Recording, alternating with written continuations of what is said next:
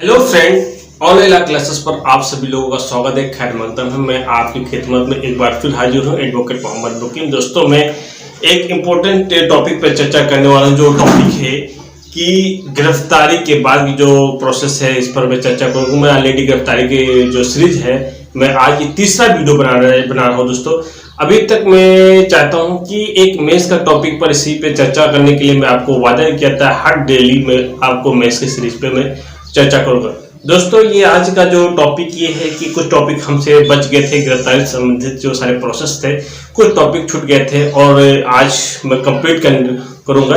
आज की टॉपिक ये था कि उस स्थान पर तलाशी जिसमें गिरफ्तार किए जाने वाले व्यक्ति को प्रवेश किया जाए, यानी ये धारा 47 की बात करता है और अपराधियों की पीछा करने की बात करता है, धारा 48 की बात करता है, और गिरफ्तार के लिए अपने अधीनस्थ को प्रतिनिधित्व करना, धारा 55 की बात करता है, और उसके साथ साथ जो है गिरफ्तार निकल भागने के पर पीछा करने की फिर पकड़ लेने की बात करता है, और मेडिकल एग्जामिनेशन एक्यूज और एक्यूज रेप का जो मेडिकल एग्जामिनेशन उसकी बात करता है। तो दोस्तों, मैं आज जो ये 5 पॉइंट पे चर्चा करूंगा। ये पॉइंट पहला चर्चा करूंगा उस स्थान की तलाशी जिसमें गिरफ्तार किए जाने वाले व्यक्ति प्रवेश किया जाना, यानी धारा 47 में कहता है कि कोई भी अभियुक्त जो है ये वारंट के अनुसार गिरफ्तार करना है या विदाउट वारंट के साथ गिरफ्तार करना है उस स्थान पे जहां वो छिपा हुआ है, जहां उसे गिरफ्तार करने के लिए आवश्यक है, तो उस स्थान की जो है पुलिस अधिकारी, थाने के प्रशासक अधिकारी जो है उस स्थान को क्या है मतलब तलाशी ले सकते, सॉरी वहां प्रवेश कर सकता है। प्रवेश करने के बाद उसे जो है गिरफ्तार कर सकता है। अब जब जरूरत ये पड़ेगी कि उस स्थान पर जो है किसी तरीके से मतलब वहां कोई महिला रहती है, कुछ रूढ़ियों के अनुसार, कस्टम के अनुसार जो है उस महिला को इस चीज को सूचित कर दिया जाएगा कि ये एक गिरफ्तारी जो है आपको गिरफ्तारी करना है, तो उस महिला पुलिस अधिकारी ही उसमें प्रवेश करेगी, या जो भी कंडीशन होगा। खास कंडीशन ये है कि गिरफ्तारी से अगर बच रहा है तो उसके दरवाजा, खिड़की ये ब्रेक या तोड़ सकता है, और पुलिस थाने का जो होता है इंचार्ज ऑफिसर्स होता है वो प्रवेश करेगा और अरेस्ट कर लेगा। ये पहला पॉइंट है। दूसरी पॉइंट ये है कि क्या नाम है, अपराधियों को पीछा करना, यानी अगर वो अपराधी है, जो कोई भी अपराधी है, अगर कस्टडी में रहा हो या इलीगल कस्टडी में अपने आप को छुड़ाने के लिए छुड़ा लिया जाता है, तो उस व्यक्ति को या कस्टडी से भाग जाता है तो क्या किया जाएगा। तो उस भागे हुए व्यक्ति की गिरफ्तारी की प्रक्रिया ये है कि धारा 48 में बताया गया है, और इस कंडीशन में और भी कंडीशन है, जैसे कि आप प्रोक्लेम जारी करवा दिया जाएगा, 83-84 का भी कार्रवाई किया जा सकता है। लेकिन जो कंडीशंस ये है कि अगर वो निकल भाग रहा है इलीगल कस्टडी या कस्टडी से भाग रहा है, तो पुलिस अधिकारी की अपेक्षा में उससे वो भाग रहा है, तो गिरफ्तारी करने के लिए क्या है कि भारत के किसी भी स्थान पर जो है उसे गिरफ्तार किया जा सकता है।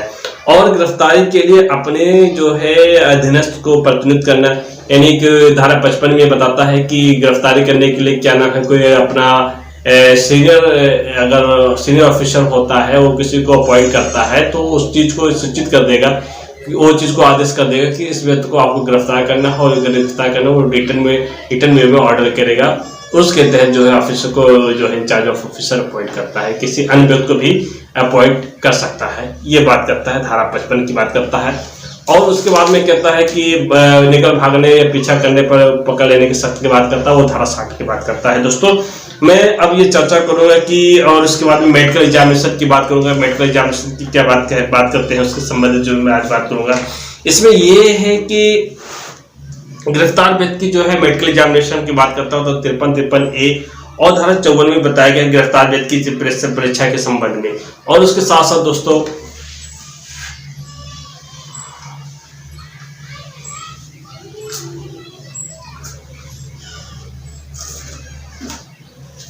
अब ये बात करता है कि गिरफ्तार व्यक्ति चिकित्सा परीक्षण, इस संहिता की धारा 55-53 और 54 में गिरफ्तार व्यक्ति की जो चिकित्सा परीक्षण के उपबंध का प्रोविजन दिया गया है।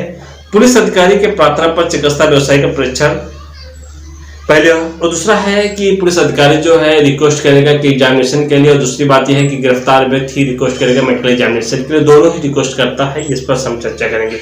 धारा 53 के अनुसार जब कोई व्यक्ति पुलिस अधिकारी द्वारा गिरफ्तार किया जाता है और ये विश्वास करने के कारण है कि विश्वास करने का आधार है कि शारीरिक परीक्षा अपराध किए जाने के बारे में साक्ष्य मिल सकता है, जो अगर मेडिकल एग्जामिनेशन करे और वहाँ क्या है कि कोई एविडेंस मिल सकता है, कोई शहादत मिल सकता है, तो निरीक्षक के उससे ऊपर के अधिकारी क्या है, जो निरीक्षक है या उसके ऊपर के जो अधिकारी हैं रजिस्ट्रीकृत चिकित्सा व्यवसायी को गिरफ्तार के लिए चिकित्सा परीक्षा के प्रावधान पत्र कर सकता है। जो अगर वो समझे कि पुलिस अधिकारी जो है इस बॉडी से कोई एग्जामिनेशन से अगर बॉडी मेडिकल एग्जामिनेशन कराया जाए तो इससे कोई भी एविडेंस कलेक्ट हो सकता है, तो उसकी क्या है मेडिकल परीक्षा करा सकता है, ये पुलिस अधिकारी करवा सकता है। और दूसरी बात है कि गिरफ्तार व्यक्ति का भी कहीं राइट्स पैदा होता है, गिरफ्तार व्यक्ति भी अपनी मेडिकल एग्जामिनेशन करा सकता है गिरफ्तारी से पहले, यानी गिरफ्तारी हो जाता है उसके तुरंत बाद उसे क्या है मेडिकल एग्जामिनेशन के लिए प्रार्थना पत्र देता है। तो इसकी बात करता है कि धारा 54 की बात करता है। और जहां किसी स्त्री से जुड़ा हो, जो किसी भी महिला से जुड़ा हो, तो महिला ही जो है मेडिकल एग्जाम में महिला ही डॉक्टर जो है मेडिकल एग्जामिनेशन करेगी। ये धारा जो है ये धारा 53 में ए में बताया गया है।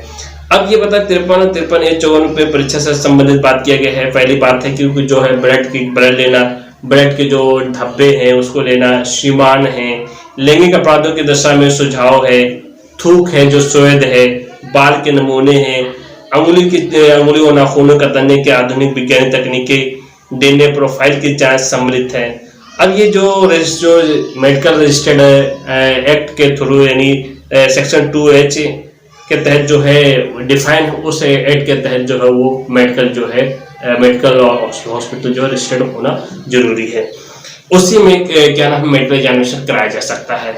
अब हम देखते हैं कि आपको मैं देखता हूं कि बलात्कार अपराधियों की चिकित्सा व्यवसाय परीक्षा की बात करता है। अगर कोई बलात्कार हो गया तो अभियुक्त का उसका नाम पता, जो अक्यूज है उसका नाम और पता होना चाहिए। जो है अक्यूज का जो है एज कितनी होनी चाहिए, डीएनए प्रोफाइल में अभियुक्त की शरीर के लिए सामग्री अंतःतात्विक की बात करता है, ये बात करता है। और फिर मैं देखूंगा कि इसमें जो है खासकर मैं जब टॉपिक पर चर्चा करूंगा, ये आपने मेडिकल एग्जामिनेशन की बात की है और गिरफ्तार व्यक्ति के उन्मोचन की बात करते हैं।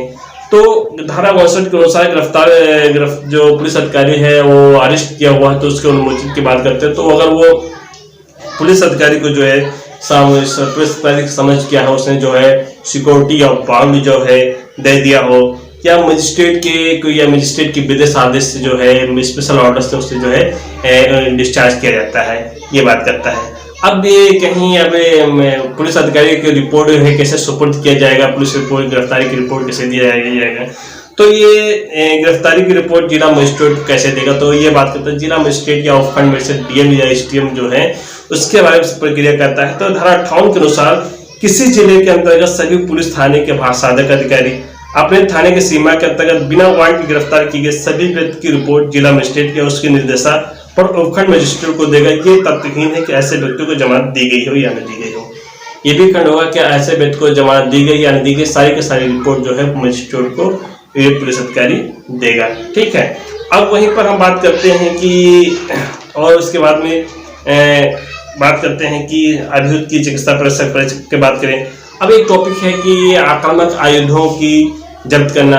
अब ये धारा 52 में है कि धारा 52 के अनुसार जो है गिरफ्तार करने वाले अधिकारी या अन्य व्यक्ति गिरफ्तार किए गए व्यक्ति के पास से कोई हथियार या वेपन या जो आगजनी पैदा कर सकता है या विस्फोटक हो सकता है या कोई नशीली पदार्थ है या कोई ऐसी जो चीज छोड़ी जाती है अगर वो पाया जाता है तो उसे तुरंत जब्त कर दिया जाएगा और उसे जो है उसे न्यायालय के अधिकारी के समक्ष उसे जो है उपस्थित या प्रेषित कर दिया जाएगा, ये बात करता है।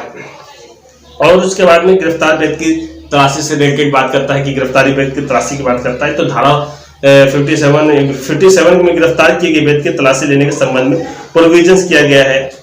अब उसके बाद में तलाशी ली जाएगी जब कोई व्यक्ति जो है जमानती वारंट के थी, जब कोई व्यक्ति जो है जमानती भी है, अवेलेबल भी है और वारंट के अकॉर्डिंग जो है उसे क्या है अरेस्ट किया जाता है, तो वो क्या है बेल नहीं दे सकता है।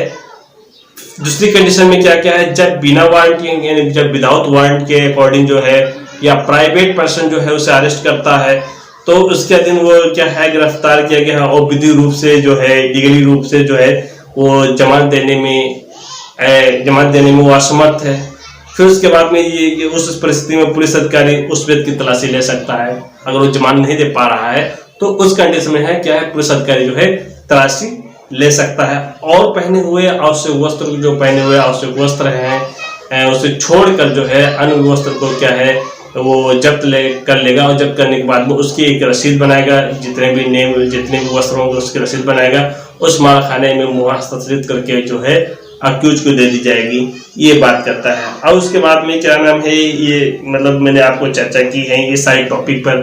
दोस्तों मैं डेली एक क्वेश्चन पे मैं डेली डिस्कशन करूंगा। कल मैं गिरफ्तारी के संबंधित जो है, अगर आप गिरफ्तार कर दिया गया है, मैंने सीआरपीसी के लिए पहले आपको एफआईआर पढ़ाया, एफआईआर करने के बाद मैंने आपको गिरफ्तारी पढ़ाई है, गिरफ्तारी करने के बाद में आपको जो है गिरफ्तारी की प्रक्रिया बताई है। कल हम आपको स्पेशली बताएंगे कि राइट्स ऑफ जो है अरेस्ट पर्सन के जो है क्या क्या अधिकार हैं, मैं उस पर चर्चा करूंगा।